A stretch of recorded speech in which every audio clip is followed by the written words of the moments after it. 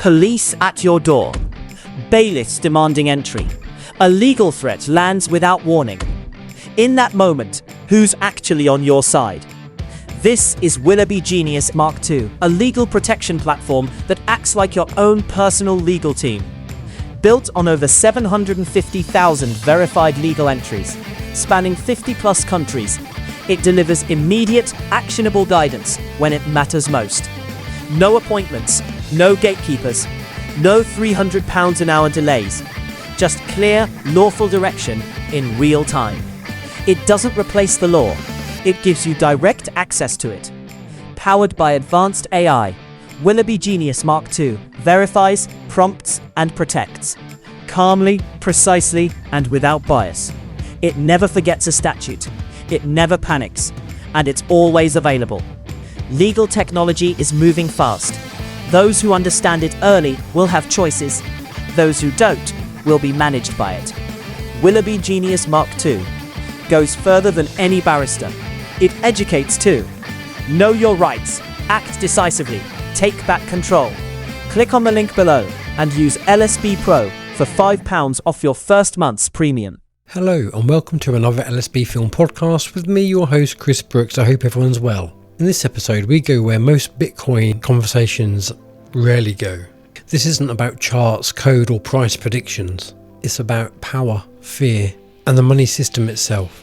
We explore the idea that real power isn't enforced with weapons, but with economics, scarcity and narratives designed to keep people small, divided and compliant. From ancient belief systems to modern financial engineering, this conversation asks one uncomfortable question. If money is the lever, who's pulling it and why? Listen with an open mind, question everything and decide for yourself. Toshi, welcome back to the show. Are you concerned about all this corruption being rebranded as conspiracy theory?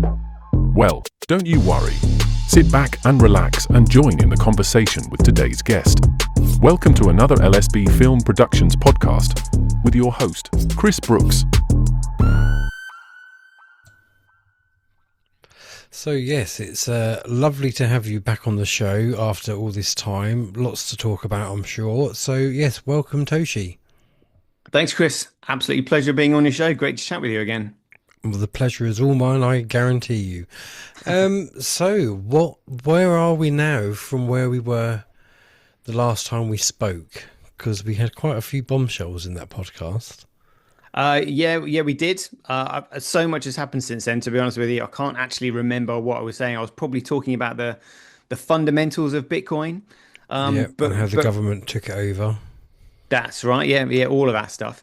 But what I'm trying to find, a narrative that resonates with people. You know, So a lot of people obviously wouldn't be familiar with the technicals of Bitcoin. Other people wouldn't be sort of like familiar with the fundamentals of Bitcoin. Other people wouldn't be sort of like too familiar with the economic side of Bitcoin. So I thought, well, this time, with the thumbnail that I'm using, I would maybe try and talk about the spiritual side of Bitcoin. Maybe this is what might resonate with people. Well, we are always open to talking about spiritual stuff on this channel. So So what I would say is that I personally think we're against dark forces, really dark forces, and there is a group of people in this world literally pushing this agenda forward, where they believe that we are genetic abominations and they don't want us here on this planet. But the fact is, we're all spiritual beings, every single one of us. And all the the Gnostic texts and the ancient texts, as we were just saying, they all have this one theme, this one narrative. And the narrative is do not be afraid, because it's fear that makes you forget yourself. And it's fear of, not living up to expectation. Well, where does expectation come from? It's fear of not having enough, which leads on to the tragedy of the commons, where people overconsume things that they don't need because they're scared that if they don't, somebody else might take it and therefore they won't have any left.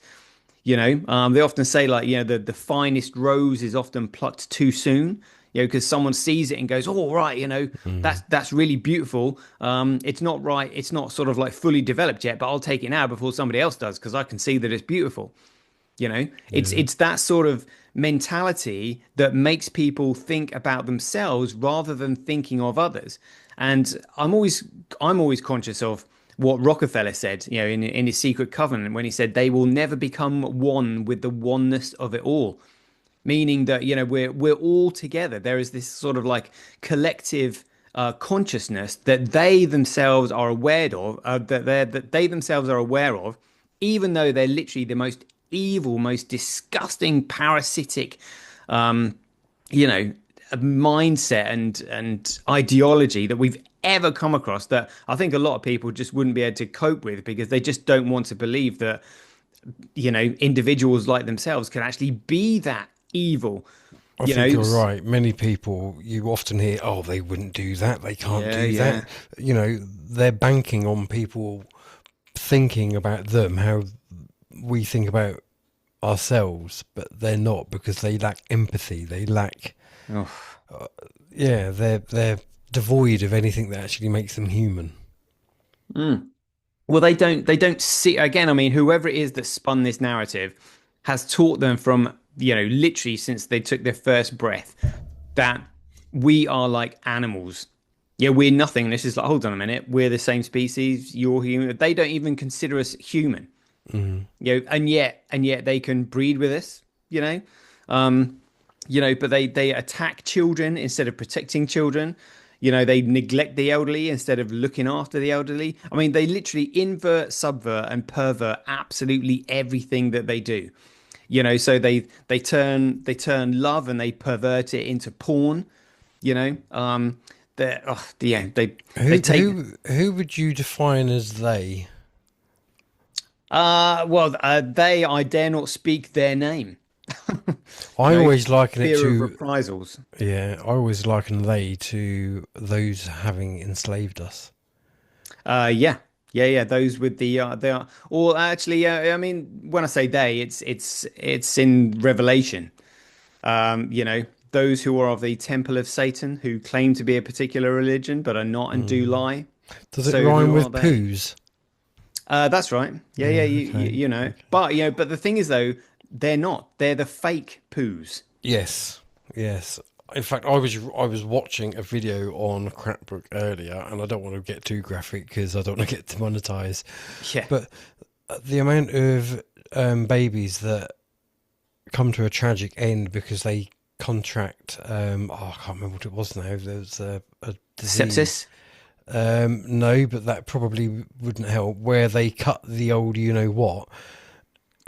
What, the umbilical cord? No. Yeah. Not the 1, the 2, but the 3 or the 4 skins.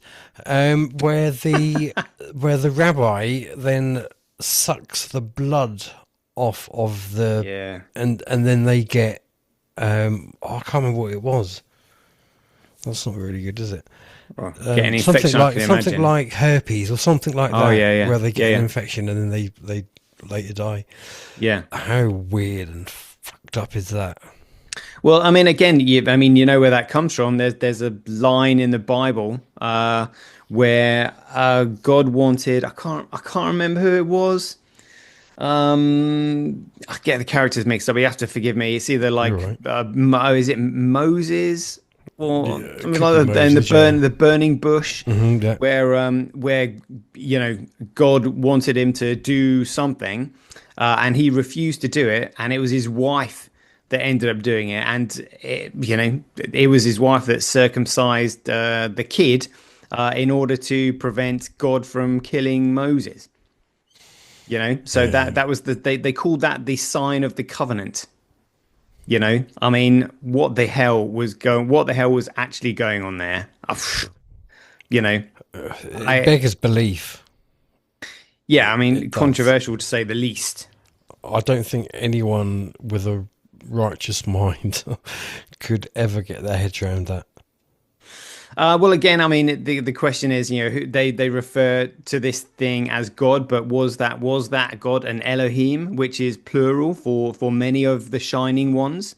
Again, you have to go back to the Enuma Elish, and the Sumerian tablets and the Sumerian kings list to kind of like get a real idea as to like what on earth was going on. But they absolutely believe in all of this stuff. As far as I'm concerned, they believe in child sacrifice, black magic, cosmic karma, everything. They seem to have such a deep knowledge and understanding of how we work, not just in the physical world, but in the spiritual and mental world as well. And they've used all of that for evil. Which is unbelievably disheartening.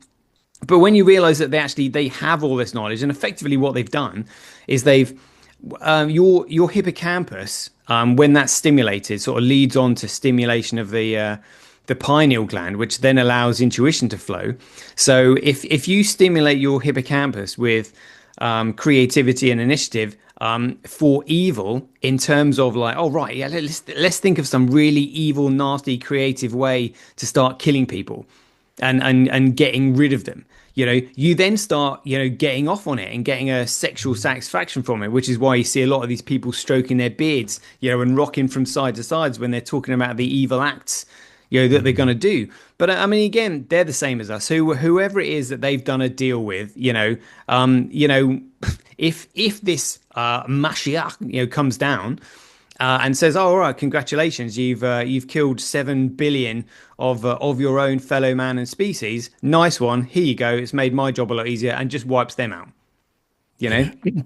That's what I suspect is going to happen. I believe, and that's kind of where I'm at. I believe that.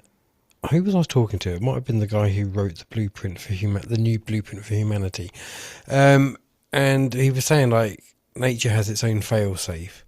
So all those that conspire to do evil against others will end up facing their own, getting their own cosmic karma. Yeah, based on their actions. Yeah, well, I mean, again, because they know all about this as well. This is why they believe in cosmic karma, and they always make sure they have plausible deniability for what they're doing. Saying, because they lie, and then they're, we didn't know this. We never forced you to do it. No jab, no job. It was your choice. We didn't force you. You just decided that you didn't want your job anymore. But universal consciousness knows whether they're being sneaky and evil, don't they? Yeah, they can lie to us, but they can't lie to the ultimate. Yeah. I mean, this is where I think they've also been hoodwinked by whatever it is that might be above them, because and the evidence that there might be something above them is the giant of Kandahar in 2002. The US military shot a Nephilim that wiped out an entire platoon. And the only reason they know that is because obviously, a secondary platoon went out searching for them because they didn't come back, and there was no sign of combat. There was no sign of interactions with the enemy or anything like that. So they were just like, what on earth has gone on here? Why haven't they come back? And then going up this mountain trail, they sort of start recognizing pieces of equipment, that are belonging to them, like all smashed up. And they're just like, what on earth has gone on here? And then this Nephilim, comes out of the cave, like 15 feet in height, 6 digits on each hand, bright red hair, two rows of Had teeth. to be ginger, didn't it? Yeah. And but the thing is, though, this thing was thousands of years old, and it took 30 seconds of fully automated fire, and even then it wasn't really having much of an effect on it. It was only when they started shooting at its face, that they managed to bring it down. And then, they told them what happened. The US military flew this Chinook helicopter in there, and they put this thing on the pallet, and they were like, right, no move, no videos, no pictures of this thing. And the pallet was the pallet was 12 feet long, and this thing was in a fetal position on the pallet with its feet still sticking out the end. Which is why they reckon. The thing is, though, if there is no photographic evidence or video of it, then it is just a story. Well, it is just a story, but the thing is, though, when you hear multiple accounts of this story, and the accounts don't vary from multiple different people, from soldiers who witnessed what happened, saying, look, they've lied to the family of this soldier that was actually killed in their platoon, Dan Romero, and they all saw it. And they've been told to sign non-disclosure agreements, and if they talk about it, they'll be sectioned. I mean, they're traumatized because they can't even have say the same. counselling. We could say the same about Father Christmas, though. Yeah, we could do not quite as Father Christmas is. Well, yeah, obviously a Coca-Cola invention. Yeah, the one that we know. But there's no. Everybody knows it's a made-up story, and there's no harm at the end of it. Yeah, whereas this thing was dangerous. They're covering up the killing of one of their own soldiers of this thing. But the thing is, though, I mean, you read in the Bible, and you look at all the some of the images, set in stone in the pyramids, and they have the Nephilim, and it's also suspected the Japanese, when they went to take over one of the Solomon Islands to get a strategic position during World War II. They came across the Nephilim because they were there for about 2 weeks, and then they literally packed up and left. No excuse, no explanation, no nothing. And they reckon it's because they came across the Nephilim that started wiping them out. And they just literally sort of like upped and left. I mean, there's lots of, crazy, stories going on. All I'm trying to do is make sense of everything that I've heard. And it's kind of like, I mean, don't get me wrong. I don't disbelieve that Nephilim are a thing, because I'm not saying that it's all bullshit. I'm just saying it's always it's always convenient that all these big stories with such big, profound consequences, it's all just word of mouth. There's never actually ever anything to go see. well, yeah, but what I'm trying to do is I'm trying to figure out the picture. I'm trying to figure out what's going on. What's their motivation for doing this? And when, again, we're told that in the Bible, Jesus went and fasted, in the desert. And while he was in the desert, Satan or the devil, approached him and tried to tempt him. That would suggest that if this thing is real, and people are just because back in the day they were just trying to explain as best they could with what little language that they had. It might suggest that this thing is real and is probably still around today, and might well be pulling strings behind the scenes. And then you come across other things like the Lacerta files, and then also where Admiral Byrd and what he found down in Antarctica. Mm-hmm. There was, and how is it that we've got all this conflict in the world, but the one thing that all the nations agree on is that we don't go and explore Antarctica? So hold on a minute. So we've got all these disagreements, but we can all agree on this one thing, and that's that we don't go and explore Antarctica.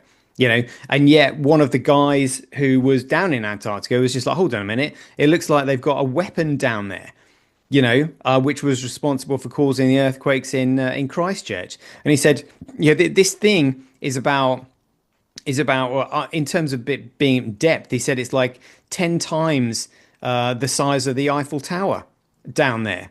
And he said it's got an energy source as well. And we've all seen these pulses, sort of like coming out from Antarctica, heading up towards sort of like South Africa, and they're having all those like weird weather patterns and all this kind of stuff, and then there's HAARP as well. And, you kind of like go back to reading the interpretations of the Enuma Elish, and then you're just like, all right, so how do we actually get here? There is no link. There's no genetic link which links us to the apes. They haven't found that gene which connects us, which kind of like completely immediately strikes out, Darwinian theory about how we were evolved from the apes. And then you look at how fast we actually developed, in ancient Mesopotamia, and how quickly we became sort of farmers. In the Lacerta files, they explain this. This reptilian that the journalist was speaking to was just like, look, we were here and we saw you being created. We know who created you. And when the theory of evolution is absolutely insane when you look at how fast you're supposed to have evolved and how quickly you've evolved and how developed you've become. The theory of evolution is just absolutely ridiculous because, apes and gorillas and chimpanzees, they've not changed. No. Yeah, they've not changed. They've not changed at all. So how where did we come from? Where we suddenly accelerated, and they didn't. I You know. totally agree. Well, yeah. I So totally agree. these tablets have a story that explains it.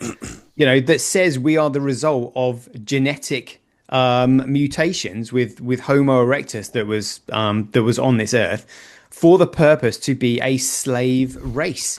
So are we part alien?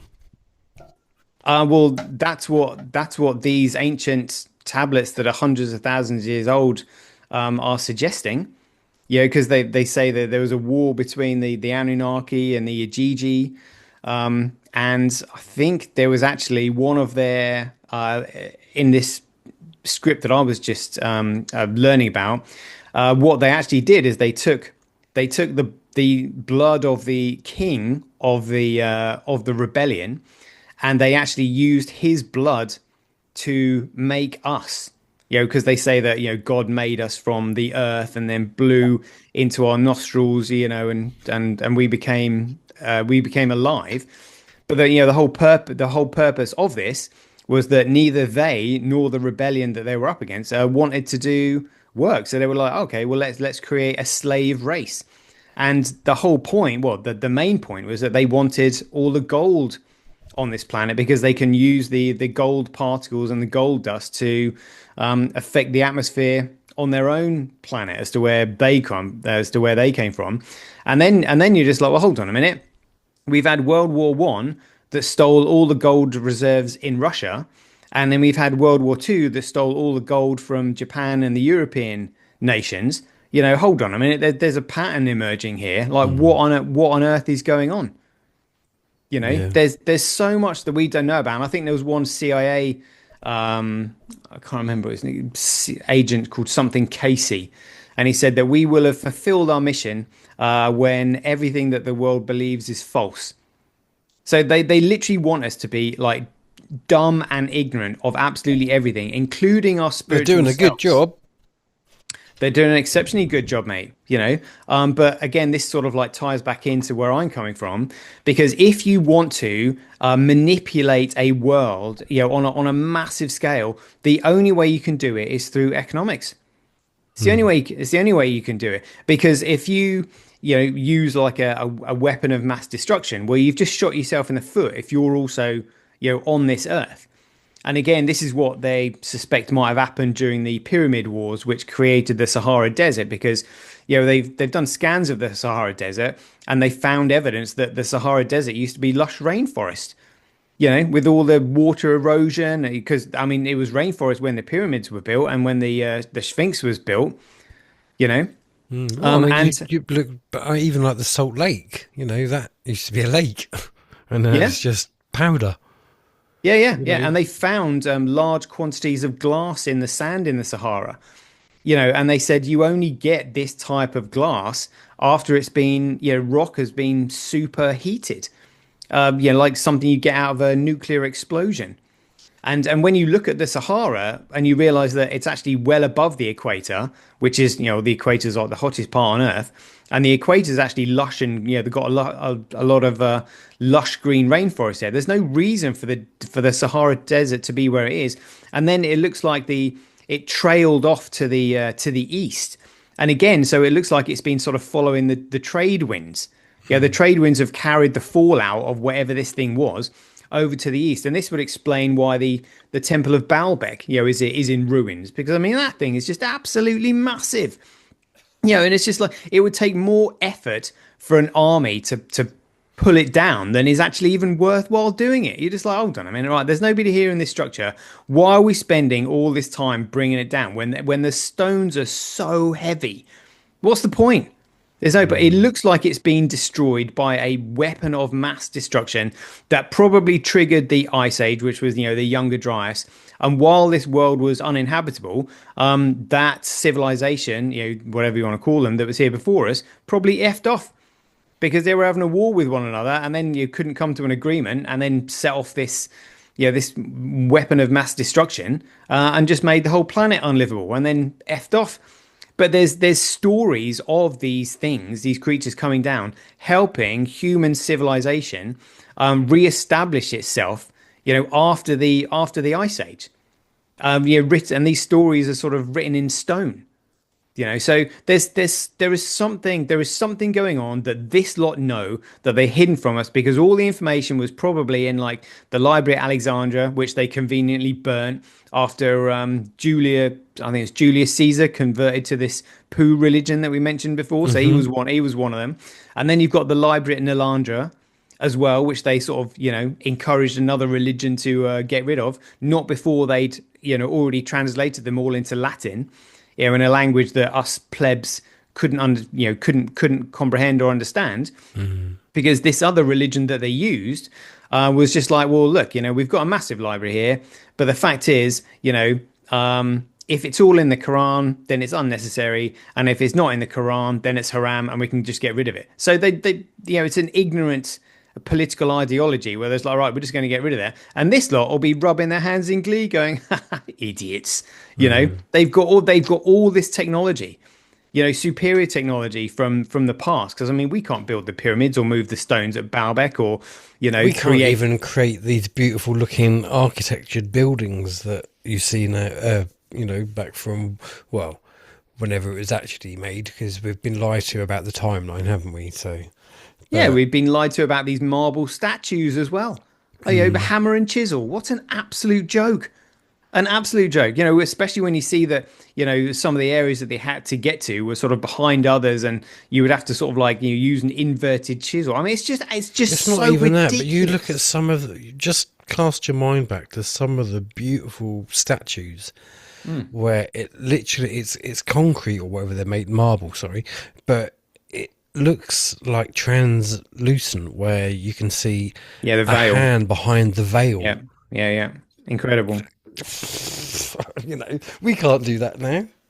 Yeah, I mean, especially when you look at all the indentations, and like, the sort of, it looks when there's sort of like a hand clutching a leg, and you have like the indentation and all that, and the proportions are perfect.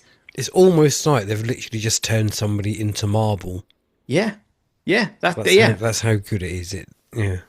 It's just sensational. And then if you're using it with a hammer and chisel, one mistake and you're done. It's just so absolute. The stories we've been told are just so absolutely ridiculous. So they're hiding something. So literally all I'm trying to do is, with all my research, go back and try and piece things together. I've done so much research. And eventually kind of like you sort of see a story kind of like starting to emerge, and it's just like, oh my goodness me, like, so this is what might actually be happening. And because in order to come up with a solution, you have to fundamentally understand the problem. It's the problem first, and then when you realize that actually, it's religious extremism that we're up against. It's this religious ideology where they literally want to reduce the world's population down to 500 million.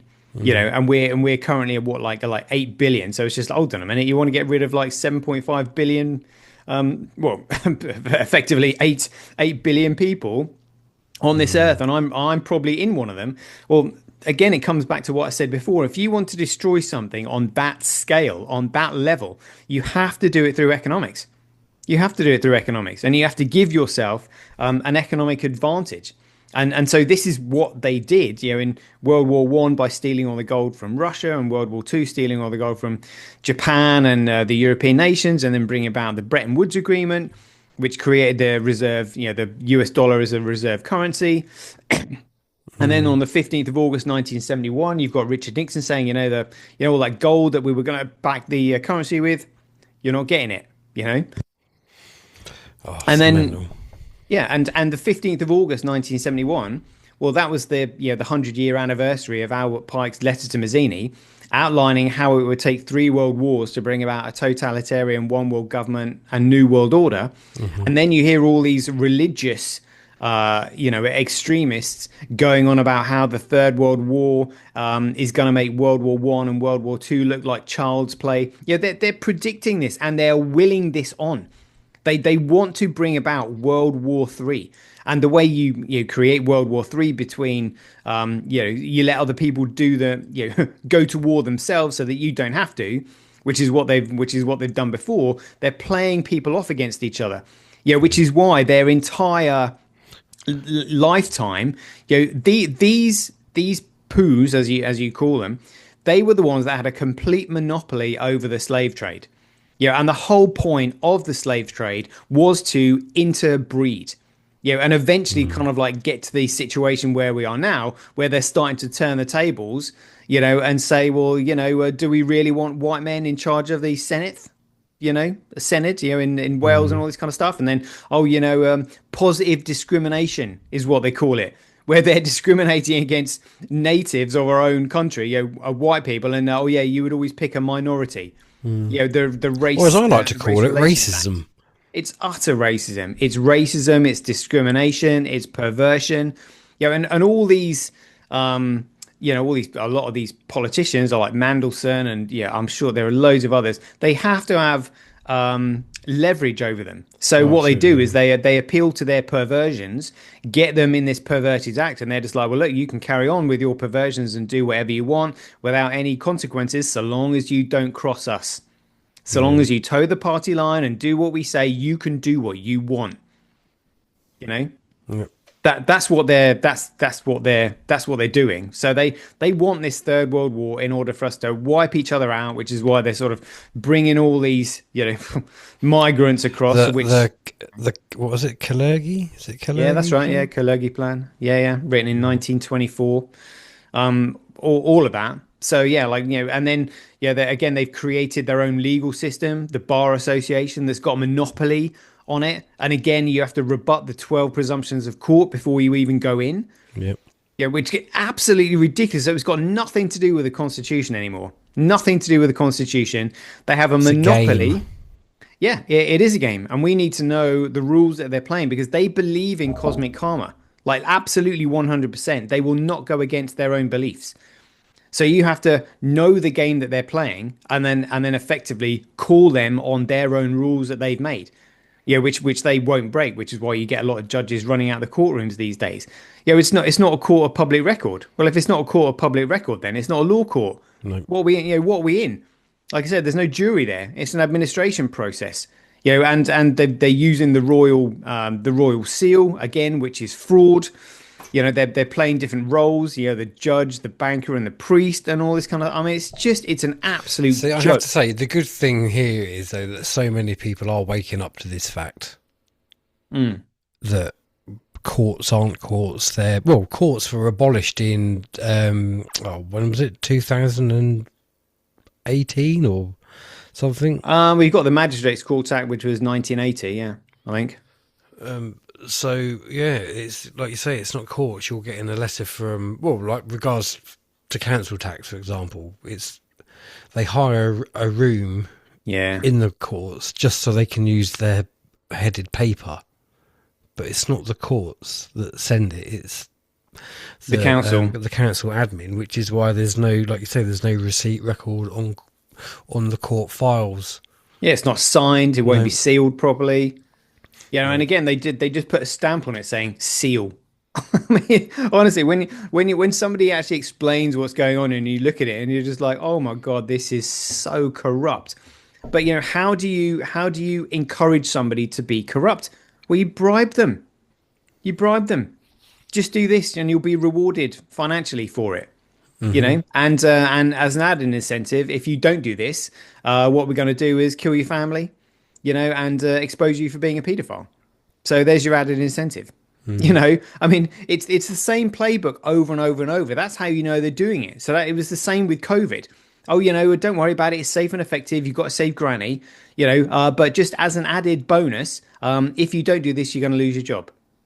I mean, it was so obvious who it was that was behind the narrative, because they used the same thing. Well, they've already admitted it, haven't they? They've already come out and said no. So it's not even like hidden that COVID-19 was purely a test of not competence, obedience. That's it.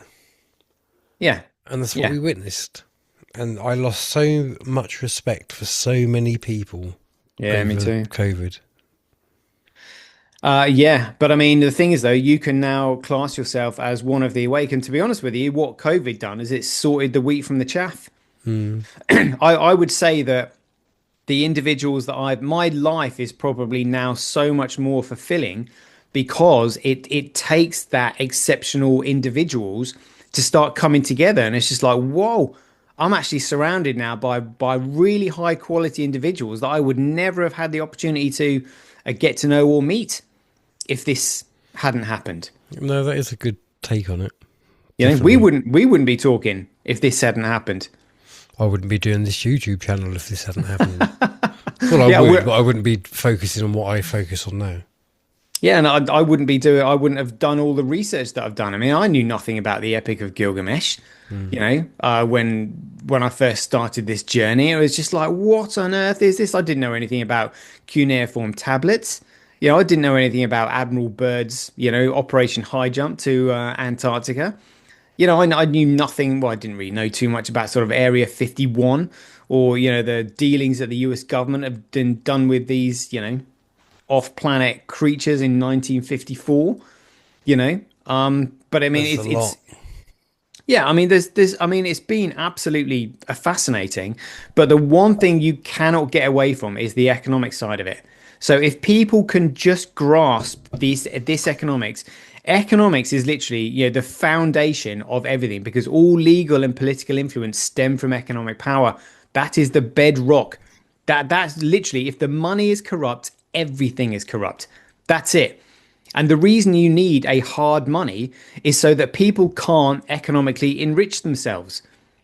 And that's what any mafia wants to do, and that's what this lot had to do, which is why, you know, Henry Kissinger said, who controls the food supply controls the people, who controls the energy can control whole continents, who controls money controls the world. So indirectly, he was telling us the order in which they're doing things. But you have to go for control of the money and the financial system first, because then you can, you know, economically bribe and coerce and threaten, you know, everyone else to do your bidding, which is why they then went for the utility companies, you know, the energy and the utility companies. And last of all, they're going for the food supply and the farmers, because that's something you can actually really see. You are taking people's land off them. That's the last thing. So normally, you know, the goal of any invading army is to take the land. So they were just like, right, well, taking the land is our end goal, you know, because once you own the land, there's nothing they can do. So what we'll do is we'll see, you know, we'll work through these areas of manipulation, the most powerful manipulation that we can get.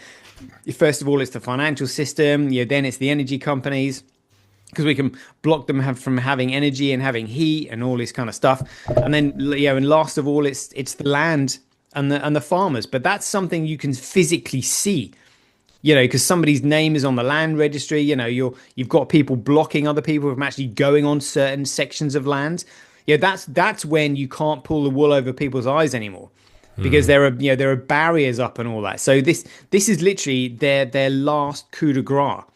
And, you know, I mean, luckily people are waking up and they are struggling, but yeah, we are still way behind. But the reason they are speeding things up is because of the scaling of Bitcoin. It's Bitcoin that they are absolutely scared of, which is why I'm so desperate to try and explain it to people.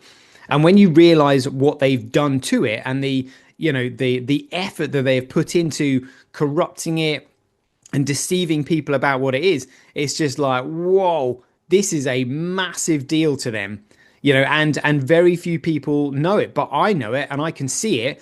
And this is why they're wanting to prevent me from talking about it, which is why I'm talking about it on shows like this one. Jolly good. So yeah. Should we jump into that? Yeah, let's jump into that. All right. Yeah. So again, what I'm trying to do is I'm trying to come up with a narrative that will resonate with people. So in the current financial system that we've got, we have what they call fiat currency. Most people know what fiat currency is. It's just literally a security that doesn't secure your entitlement to anything of value. So in other words, it's fraud.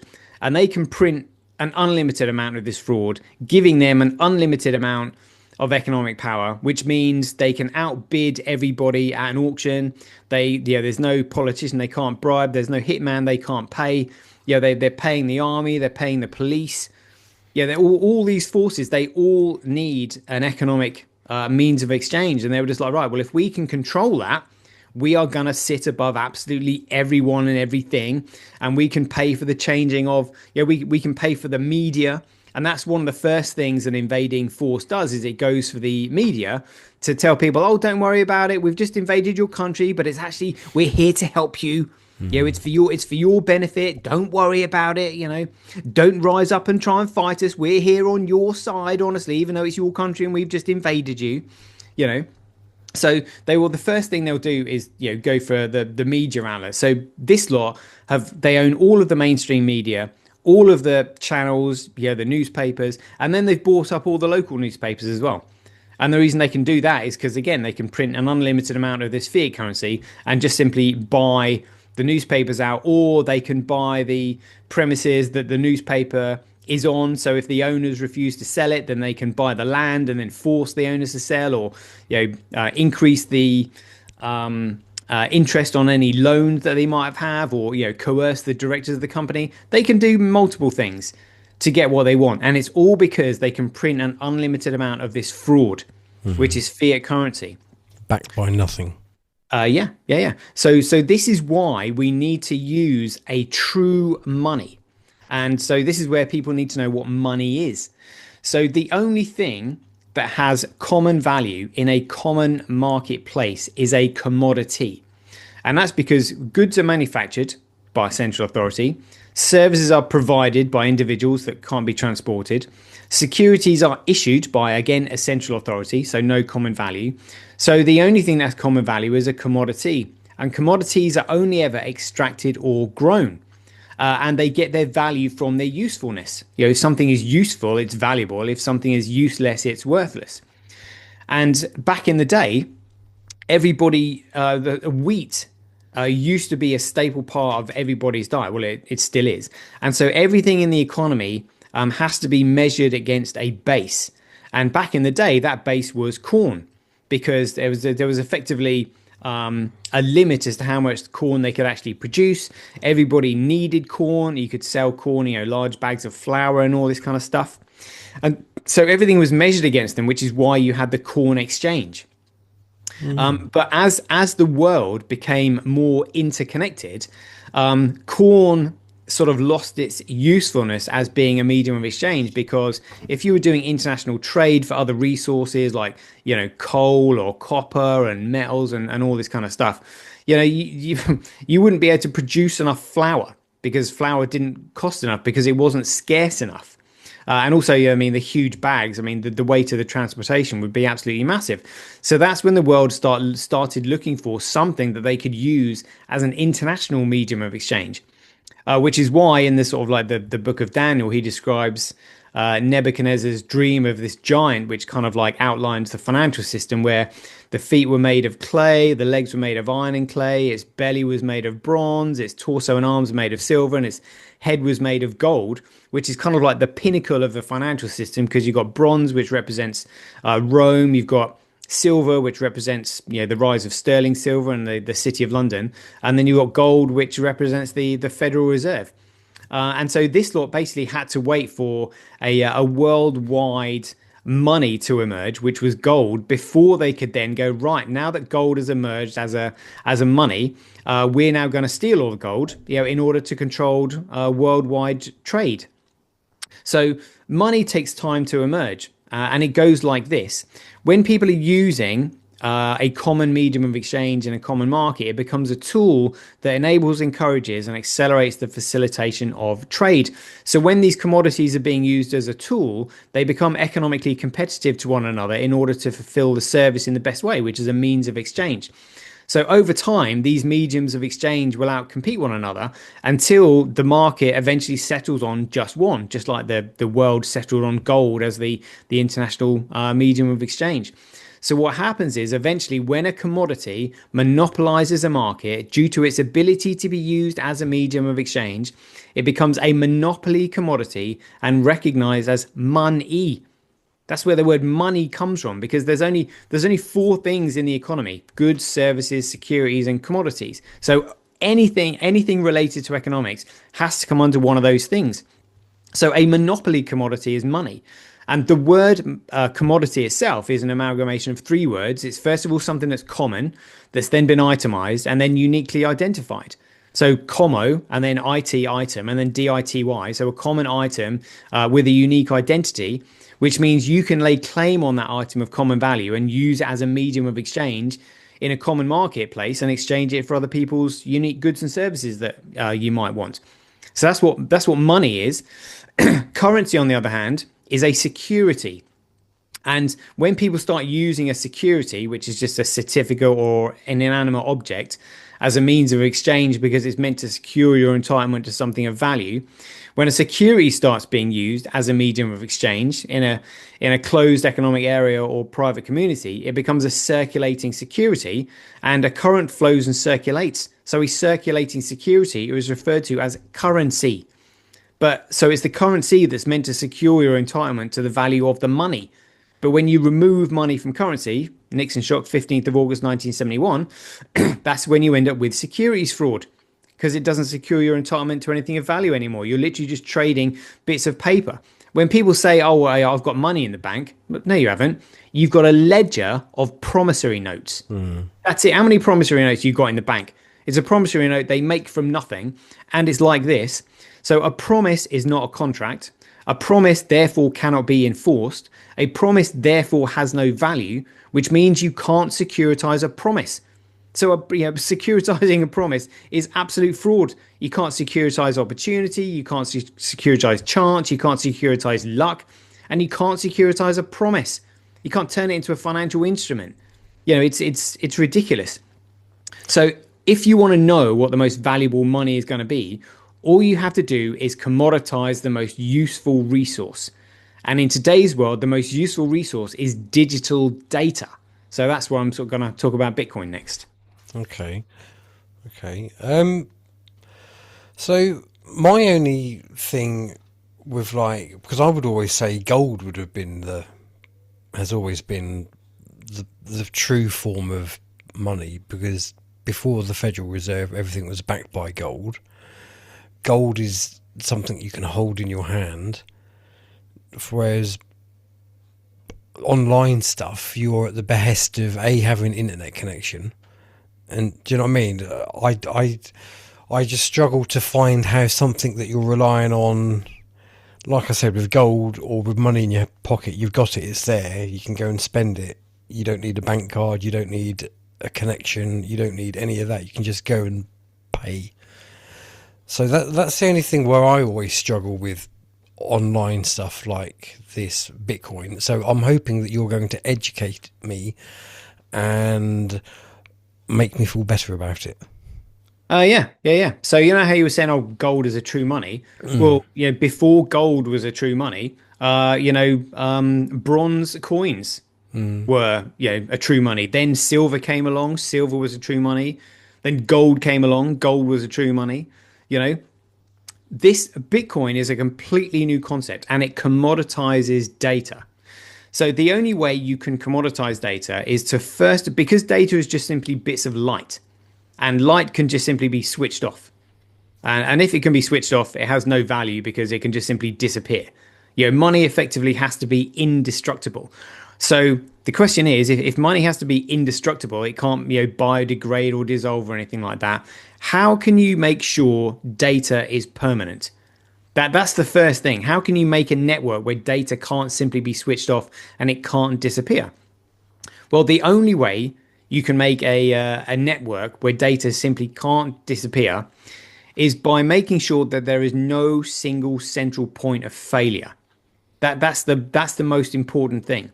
So if you can somehow have multiple operations that all have a record of the same ledger, it means that you would somehow have to get rid of all of these operations simultaneously at the same time that are hidden all around the world that sustain this ledger. And if you make them economically competitive to one another and one of them gets taken out, and then suddenly, the network becomes a lot more profitable because, the competition is being reduced, more competition just simply pops up. So if one, if one operation gets taken out, another one will be like, oh, hold on a minute, there's profits to be had there. Right, let's start our own. So it's kind of like playing whack-a-mole, you know. So with this foundation, there has to be multiple operations distributed worldwide so that there's no single central jurisdiction that where somebody can order them to turn off or anything like that. And they have to be economically competitive to one another, because without competition, you simply get collusion and centralization. So there's no other way. And all of these operations have to be energy independent. So in other words, they have to be energy self-sustaining, which is why you have a lot of these, what they call Bitcoin miners, which are either run on hydroelectric, so they've got an endless supply of running water, solar, geothermal, coal, ethereal, there's a lot of because when you have to be energy independent, you start becoming you're aware of your energy costs. So it becomes very innovative and people start wanting to drive their energy costs down, which is why, Bitcoin will eventually probably encourage the market into free energy, because these miners just like, well, hold on a minute. Yeah. How can we make sure that we're off grid and so we're not dependent on anybody and nobody can turn us off? And we've got enough economic funds to create our own free energy devices. That's what it will eventually lead on to. But the fact is, even now, with geothermal in either Iceland or Greenland, or as I said, hydroelectric from these dams, or solar powered in places of sunshine, or coal or whatever, the fact is, they all are energy independent, so that you can't turn them off. Then they're not on the grid, and then they sustain this ledger, which uses blockchain technology to link every little bit of data together so that you can't delete or alter any bit of data without changing the entire ledger. Because every little item that is uploaded, whether it be a music file, a video, a picture, an email, they all get hashed, which is where they get scrambled, and they're assigned a hash number, which represents the data that's been uploaded. But that hash number is then used to create the hash number for the following bit of data. So all the data is linked. So blockchain is almost like an endless mathematical sum, with all the data simply indexed in chunks of data, which is what they call blocks of data. And because they're linked together via hash number, so effectively, metaphorically, like a chain linked together, that's where the name blockchain comes from. So you have an economically competitive distributed foundation, all sustaining and competing to process transactions up on the network that people are using it for, because they don't want to lose their own data. So if you're a small business, for example, and your overheads take up a lot because you're employing the likes of Amazon Web Services or Microsoft Cloud, or you've got your own server network, which is,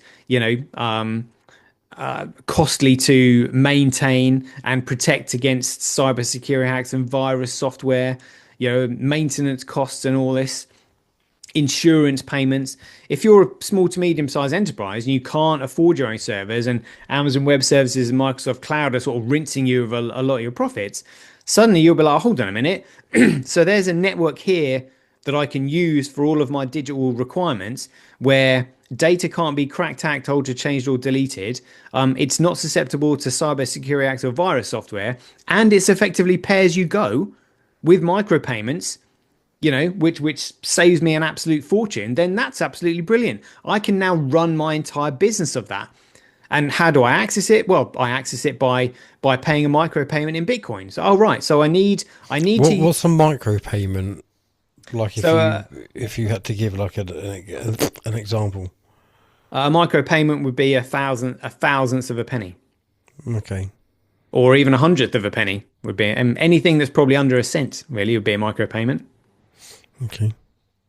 So if it costs you, 10 thousandths of a cent to send an email, you would have to send 10,000 emails before you'd even spent a penny. But the fact is, if you're using the network to send emails, those emails are private because they're not going through a corporate server anywhere. and all the information gets hashed before the miners process it and put it onto the network, it means that me and you can now communicate privately via email, where we have a record of our emails, but they're in the private. Nobody, Big Brother isn't data scraping any of our information. So it's like, what's that email? Proton. Is that of a similar thing then? No. Okay. So again, any of these entities like, Google, Amazon, Facebook, Netflix, Hotmail, Yahoo Mail, Proton Mail, Telegram, whatever, they all run through their own private servers. And this is where they become trusted third parties. And you've just got to figure out who you trust. Are Proton trustworthy? I don't know them, but I mean, I certainly don't trust Microsoft. I certainly don't trust Yahoo. I certainly don't trust, Facebook, and all this, kind of, certainly don't trust Google, So it's a case of, how can you remove that trusted third party so that there is no third party involvement? Well, the way you do it is through a peer-to-peer network. And a peer-to-peer network is where you've got multiple entities competing to process your transaction, but they don't know what your transaction contains because it gets hashed by SHA-256. And what they do is they just simply compete to find SHA-256 of the first bit of data that enters what they call the memory pool. And when eventually they find it, all the data that's been uploaded onto the network during that time where they've been trying to find this SHA-256, the block gets capped, a block header is created, and then the process starts all over again, forming another block. That's what a blockchain is. So I'm literally, if I was on the Bitcoin network, communicating to you via this completely private, distributed, economically competitive server network. And there's a digital signature attached to every single transaction, which makes me responsible for the data that's being uploaded onto the network. And I'm accountable to all the other users because Bitcoin creates a chain of digital signatures. So even if we were using cash, for example, I might give you a $5 and then you pass that $5 on to somebody else. So I know that I've given you a $5, and if I'm trying to trace who's got it now, I would have to ask you who you gave it to. And then you could, if you wanted to, at your own discretion, either tell me or not. It's entirely up to you. So if there is nefarious activity taking place on this network, one, it's permanent, and the community itself can work together to get rid of it. Because if that behavior is harming society in some way, then you don't want it, and you're like, actually, I don't want this done to my kids. I'll help find whoever it is that's kidnapping children or abusing them or anything like that. And this is how you trace it, through a chain of digital signatures. That's why we know that the government or any of these nefarious three-letter agencies in Bitcoin, they will always attack the chain of signatures, because it's the signature that leads to the living man or woman that's responsible behind that transaction. And therefore, they're accountable to the rest of the users as to how they use it. And this is why we know that Blockstream, who's run by Adam Back, that has now got, links to the Epstein files and all that. We know that they're nefarious because what they did is they broke the chain of signatures. They broke that chain of command, meaning that they can now make changes to the network that nobody would know about, meaning they have carte blanche. They can increase the supply, they can make changes to the code, and nobody would know because none of those changes would have a digital signature on it. Which is how we know they're nefarious. Yeah, that's scary. Well, it's scary, but the thing is, though, when you change a fundamental element of the Bitcoin protocol, you change the legacy address. And Satoshi Nakamoto designed all Bitcoin legacy addresses to start with the number 1, because number 1 is the first. Number 1 is the original. No, number 1 is the first one off the production line. So it was just like, right, if I use the number 1 as a legacy address, nobody else can use that number 1. And number 1 is the first. So when this lot attempted to change the protocol and create their own, alternative protocol, what they couldn't hide was the change in the legacy address. And so when I started pointing this out, that's when all my channels got shut down. Blimey. So how did they find out all this then? How are they watching you? Are they? Well, I was obviously broadcasting this information on YouTube, But unless you've got like thousands upon thousands upon, I mean, I don't know how big your channel was. I had 500 subscribers, mate, and I got about 200 listeners. See, I'm surprised that they attacked you with such a lower. Well, mate, you weren't the only one that was surprised. I was also surprised, but that's what made me realize, hold on a minute, if they're willing to literally focus their resources on such a small channel, one, how bigger resources do they actually have? I was like, oh shit. And then, well, how also scared are they of the information that I'm providing? That's it. Well, they were the two big giveaways. Yeah. I mean, the amount of effort that they went into, to shutting me down, and the resources they spent on focusing on me would just. I was like, what on earth would YouTube want with me? Why would they be looking at me? I've literally got hardly any followers, hardly any listeners. I'm new to this, and yet they feel as though they need to wipe my channel. And all I'm doing is pointing out what everybody can see anyway. Yeah, it just goes to show you how compromised the platform is. Oh, yeah, totally. And when you sort of have an economic understanding of things, this is one of the reasons why when I had suspicions about what might be going on, I thought, just in case, because I had this wild idea, because I had an idea of economics, because, if you look at every single industry, what industry knows everything about everyone? Well, the accountants know how a business is running, and the accountants, count the funds coming in and going out. So who is it that's providing those funds? Because whoever it is that's providing those funds that are going in and out, they know absolutely everything about that business. So a bank account tells you all you need to know. So I was just like, holy shit, if you want to spy on absolutely everything, what you need is to be a bank. And then I was just like, well, hold on a minute. What if there's a nefarious entity in control of the central banking network? What would they have done? And what would their end goals be? And I thought, whoa, because obviously the bank pays, the secret services, the CIA, the NSA, the FBI, MI6, MI5. I was just like, holy shit. They own and control absolutely everything. They know exactly who's doing what. It's literally the ultimate surveillance tool, finance. Which Even is the bench with regards to like the bar guild is Latin for bank. Yeah. It literally all starts and stops with economics, which is why Bitcoin is so important, because you're commoditizing data. And Bitcoin itself, the actual coin, is just simply a bit of NFT data. And NFT means non-fungible token. And non-fungible just means it's not replicatable. So in other words, it's unique. And you can only actually create a unique bit of data on a network that doesn't have any central point of authority or control. Because if nobody has any central point of authority or control, nobody can replicate it. So you can only have an NFT bit of data on the network that's globally distributed worldwide and economically competitive.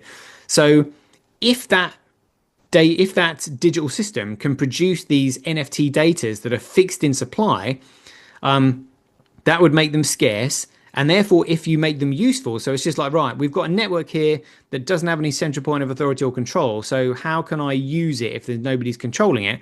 Well, if you can economically incentivize these operations to upload your data to this network, and you would economically incentivize them to do it by making a small payment in Bitcoin with your upload, and miners are just like, okay, yeah, if you want to upload that bit of data, we'll process that for you by paying us in Bitcoin. So Bitcoin actually gives you access to literally the world's most powerful, most efficient supercomputer, for want of a better word, distributed supercomputer. And this is what they don't want people to know, because a network can only be created.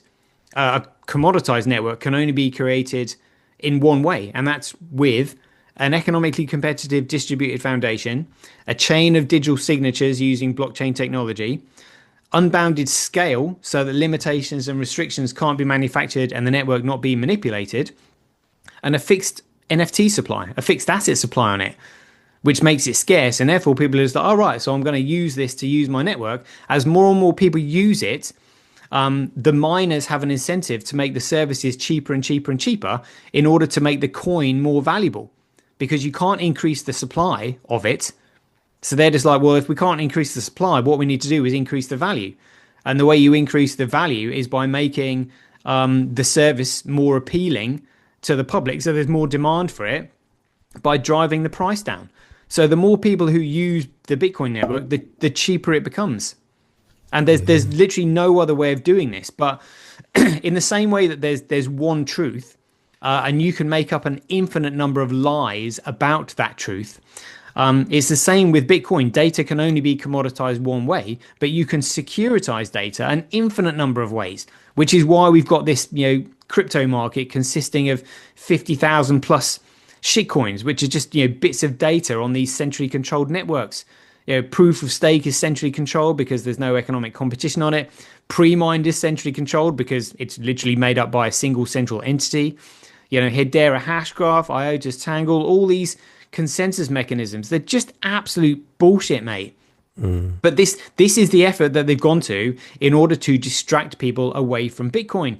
They've even gone to the effort of socially engineering control of the market ticker symbol of BTC, because they were just like, right, so the world sort of recognizes Bitcoin as being associated with the market ticker symbol of BTC.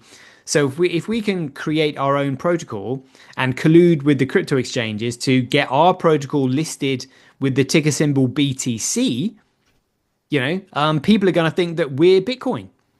And that's what they did in the hash war during the block size wars in 2017 and the hash wars in 2018. But what they can't take with them is the number one legacy address. So you just simply follow that. So the only protocol that just simply uses the number one legacy address, that's the only network that has the chain of signatures still intact that goes right the way back to the Genesis block, has now got the market ticker symbol of BSV, which is like $14 right now. It's like just over a little over £10. And it's literally the most valuable commodity on earth once utility is realized. But utility can only come with scale and usefulness, which comes from the release of what they call the opcodes or the operational codes, so that the network is free to literally do anything and everything and more that the current internet can do. So therefore we can start using it for emails and uploading videos and doing conference calls and video calls and chats that we're doing now. And this is what they don't want people to know. Because if we start using a monetary system outside of their central banking system, they have no economic coercion over us. And if we start using it for all of our digital requirements, they can't spy on us. They can't surveil us anymore. So they lose control of everything. How easy or how difficult, whichever way you want to look at it, do you think it will be to get the majority of the public on board with this? Because obviously I know from my own experience, not your Bitcoin, but the one that got hijacked, I had some proper bad experiences. And so I know there's a lot of people who are dubious about Bitcoin per se. So how do we convince people to move from what they know to this? Oh yeah, so good question now. So this is what I'm trying to explain to people. I'm gonna be doing talks on this soon, because people are just like, yeah, but no one's using it yet. How do we get people on it? And it just seems like really difficult. Well, I've got a video of a YouTuber who was streaming, playing games online for cryptocurrency, and he accidentally revealed his private key to one of his crypto wallets.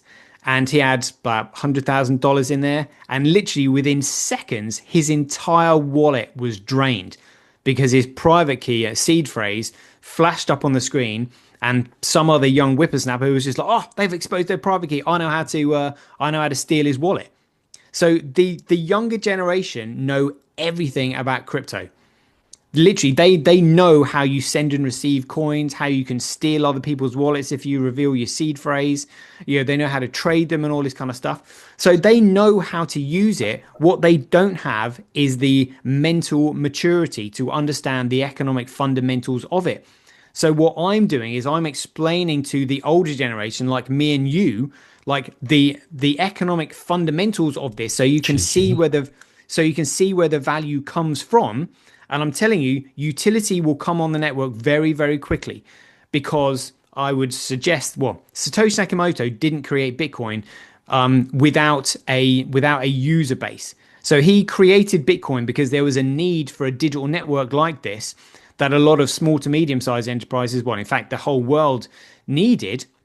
But it was just like, well, the only way I can create this network is if it actually becomes a money so that it's economically independent, which means going up against the central bank. So they're not going to be happy about this. I'm really going to have to kind of like, sort of, it's going to be sort of like, letting the snake in the back door kind of thing, so they don't really notice what's going on until it becomes too big for them to shut down, and then they're going to try all sorts of shenanigans to stop it. But the fact is that the cat is out the bag, but he would have gone to all of his network contacts, which were all in the cybersecurity and tech industry, saying, look, this is the solution to digital security. Because at the moment, it's all vulnerable because all the information is held on private servers and they can just simply be deleted because everything's in silicon. Whereas if you've got a distributed server network, all carrying records of the same ledger, where all the information is linked together via hash numbers so they can't be deleted, suddenly you've got a permanent digital record. So therefore you can now use this for all of your digital requirements, and you can sleep at night because you're not going to use any of your customers' records. There aren't going to be any disputes anymore because all the records are permanent. The truth will come out. You're not going to get people trying to defraud you anymore. This is huge. So while this thing has been scaling sort of behind the scenes, he would have been educating the small to medium-sized enterprises that, would save themselves millions, if not billions of dollars by using the network, and then getting market share, and then shareholders are going to be happy with them because the dividend goes up and all that. And then so what Bitcoin does is it goes in at the base layer and works its way up. Whereas what the cabal has done, they work from the top down. They're just like, look, we're not interested in all the sort of small to medium-sized enterprises. We'll just take control of the the people at the top and catch them in acts with children and use it as bribery and blackmail and the threats of violence. Resistance. Yeah, exactly. Yeah. So, but because they have a central bank, it's that central bank that then centrally controls those organizations at the top. Whereas when you get the small to medium-sized enterprises coming in, chomping at the bit to get market share, taking advantage of the economic efficiencies and data securities that the Bitcoin network brings, and they start working their way up, and then more and more people start using it because it's economically positive. Because not only are they buying Bitcoin in order to use the network, they're buying Bitcoin and holding it on their books because it's fixed in supply and growing in value as more and more people start to come in and use the network. It becomes economically positive. And that's what will eventually erode their central control at the top, because it will creep up. And this is why it's essential that the likes of me and you and the rest of the truth and movement who know that there's a problem understand this, which is why I'm desperately trying to explain it. No, absolutely. Yeah, absolutely. So what advice would you give to people listening to this then who are kind of interested in buying some coinage? What's the best way to go about it? So what I would say is try and connect with me and you privately, because I cannot I can't broadcast how you buy it, and I can't tell people to buy it because that would be considered financial advice. So this is where I have to explain the utility of it. So if you're buying it with the intention of using it because you're like, oh yeah, that's a good idea, I might actually need that. So for example, if farmers want to use it in order to track their supply chains, or if farmers want to use it because the government is reducing their subsidies, and they're just like, hold on a minute, we're dependent on those subsidies, we can't run without it. Well, I need an alternative medium of exchange, preferably one that's economically positive rather than economically toxic, like the one that I'm currently in. This would actually be really useful for me, because now I've got electronic money that can't be deleted, that's fixed in supply, and therefore hard money, which we can use as a medium of exchange. I can run all of my supply chains on it, so I can track where goods have actually come from, how much the bag initially weighed, if they've added weight to it, how much it got sold for, where it's been stored for too long. And I can prove to my own customers where my own products came from, on this immutable ledger. That sounds like a really good idea. How do I use the ledger? Well, you buy Bitcoin in order to make a payment to the miners, who will then process all the information that you want. So if you just simply want to record where a good started from and where it's gone, you just simply scan a QR code or a barcode or anything like that, and that record is then uploaded permanently onto the Bitcoin network, for the cost of a micropayment. I just said, 10,000ths of a penny. So that's what people need to do. But I would say they can, if they're listening to the show, they can contact me on Signal app, and my handle is @satoshi.01. So just message me on there. Okay, I shall leave that in the video description as well, so they can make that a little bit easier. Listen, thank you so much for your time. I love listening to what you have to say on this, because I'm so ignorant to the fact that it's nice to just sit and listen rather than try and keep jumping in with questions. Yeah, thank you so much. Do you think then, given how long you've been doing this, are you seeing a positive trend? Oh, massively. Yeah, massively. But it's all behind the scenes. Right now, it's all behind the scenes, because this thing has to explode, literally like a volcano. There's no other way it can be done, so that they can't stop it. And price discovery is the last thing that will go, because the price, or the price is the end result of all the hard work, effort, and investment that has gone in prior. So price is the last metric to move, which means it's the least of all metrics that matter. So right now, what I'm doing is I'm looking at the block size, I'm looking at the scaling capacity, I'm looking at the volume of transactions on the network. It's building massively, mate. And literally, when this thing pops, it has to explode, so they can't stop it.